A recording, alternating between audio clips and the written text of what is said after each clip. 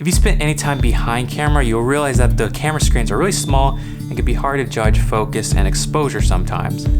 Fortunately, there's a lot of companies making camera monitors out there, and in the few recent years, they're becoming more and more affordable.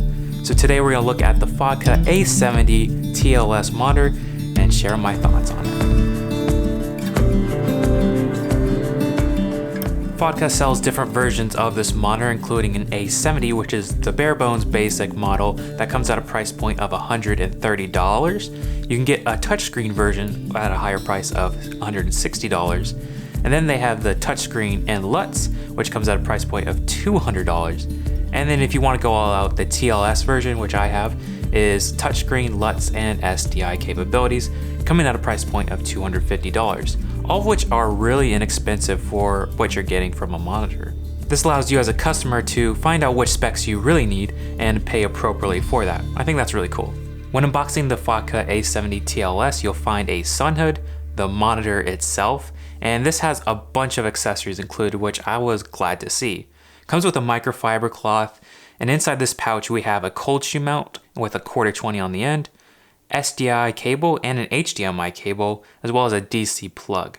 We'll also find an assortment of 3/8 and 1/4-20 adapters, alongside a tiny flathead screwdriver. And lastly, we'll find a cold shoe and screw so you could attach this to a camera cage if you didn't have a cold shoe. I'm glad that Fotga included an HDMI as well as an SDI cable. This way you can utilize your camera monitor on several different cameras. The HDMI cable is just about the right length when using it for a studio environment like filming myself.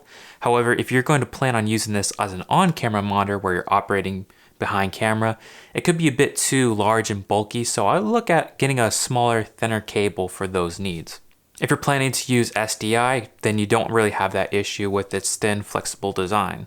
Now, if you're wondering what is SDI, basically it's another form of connection like an HDMI connection. However, it is a more professional solution. It has locking ends on either side, and it has a thin, flexible design so you can easily connect it to your camera without it getting in the way. And yes, even though it says SDI, it's still sending out a full resolution image. It can go up to 4K, even higher, I think. When looking at the A70 for the very first time, as we see, it's a very big monitor. It has very thick bezels all the way around, a plastic design. It is fairly lightweight due to that design. However, I think it's just too big and bulky to have on-camera solutions with smaller mirrorless cameras. I would look at getting a 5-inch display for that need. Fotga sells the A50, which is basically the same thing as the 70-inch or the 7-inch version, but is a smaller 5-inch display. When we look on top of the display, we have our various buttons and the scroll wheel so we can go through the menus and select things. If you don't have the touchscreen version, you're going to have to be using this. However, with the touchscreen models, you can just touch the screen and guide through the menus. Both I find are perfectly good. I find myself using both. And then we have 7 customizable buttons across the top. You can set this to anything in the menus. And then we have our power button, so we can turn that on and off when we hold it, or just by pressing it quickly, we can disable touch on and off. So if you don't want touchscreen, but you need those extra features, then you can just toggle it on and off as such. On the sides as well as the bottom of the monitor, we have an array of 1/4-20 as well as 3/8 connections. So you can mount this monitor in various places and various configurations, which is really nice to see. I don't think you need this many, however, I mean, it's there. And when we go to the back of the monitor, we'll see that we have an array of ports and connections to choose from. Going from left to right, we have the DC in, so we can plug this into a wall and just have it continuously powering. A headphone jack so we can monitor audio.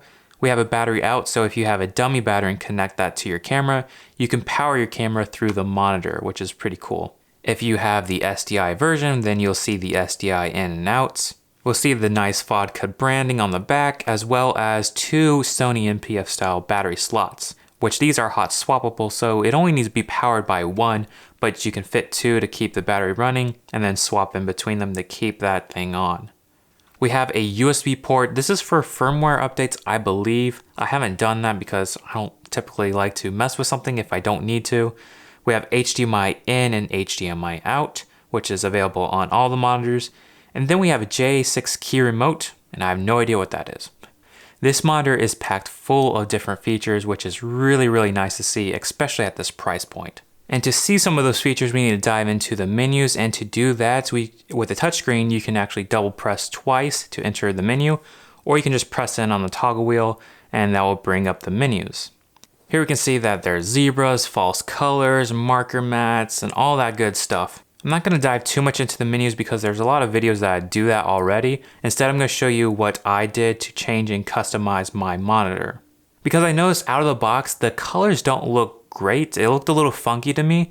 So to do that, you can actually change some of the color settings. So to do that, I think the closest I could get to it without adjusting too much is by changing the Kelvin from 6500 Kelvin to 9300 Kelvin. So something weird with the white balance, but that seems to get it a little closer to the back of the camera monitor on my Panasonic camera. And then I adjusted the sharpness just a little bit here and there, but mainly adjusting that white balance helped a lot.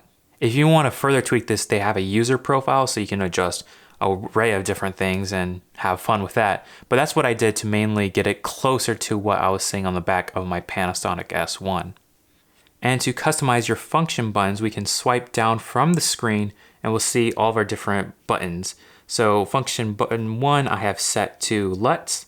Function 2 is the marker mat, which is really cool for showing your guidelines. So if you do CinemaScope, it actually blacks out the rest of the image and makes it really distraction free.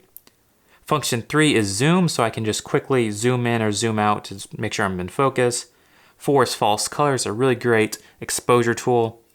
And function button 5 and 6 are just backlight. And function 7 is high bright. So you kind of boost the brightness of the monitor for a little bit. However, these are completely adjustable. You can choose anything in the menu, and that's just great. So I've used several different monitors. The one I use day to day is actually a small HD monitor at my job, and I think that looks the best. It's really reliable. And in many ways, this reminds me of that monitor when it comes to its versatility, the SDI, the multiple batteries, its functionality in that way. The image quality is not as good as Small HD, of course. The menus are better on Small HD, but this is definitely a good beginner option. Another monitor I really like and own is the Andy Cine A6 Plus. It's a very small, simple touchscreen monitor with a 5.5 inch display. I think a smaller 5-inch screen is better for on-camera use when you're behind camera and you want something mounted on top of the camera. A 7-inch monitor I think is better off when you're mounting for studio stuff where you're facing towards the camera, you just want to check yourself. That's how I use the 7-inch screen. So basically with the larger real estate, I can mount it on my studio stand, just have it out of the way. It's gonna have good battery life, and I can just check to make sure I'm in focus and if the exposure is good enough. So to rate this monitor, it's not my favorite monitor out there, but I do think at its budget price point and the features it includes, it's really hard to pass this up if you are on a budget. So I think that's where this monitor really lies. If you're looking for an on-camera monitor, maybe go with the 5-inch version. But if you're looking for more studio stuff, or maybe you can tolerate the larger screen size, I think this is a really good option for those needs. The image quality is not fantastic, build is not fantastic, but it gets the job done, and I commend Fotga for that. So that's it for the Fotga A70 TLS review. If you guys enjoyed this video, make sure to subscribe. I'm gonna have another camera monitor coming out here shortly. It's the Andy Cine Ultra Bright monitor, so be on the lookout for that, as well as many camera reviews and tutorials. See you next time.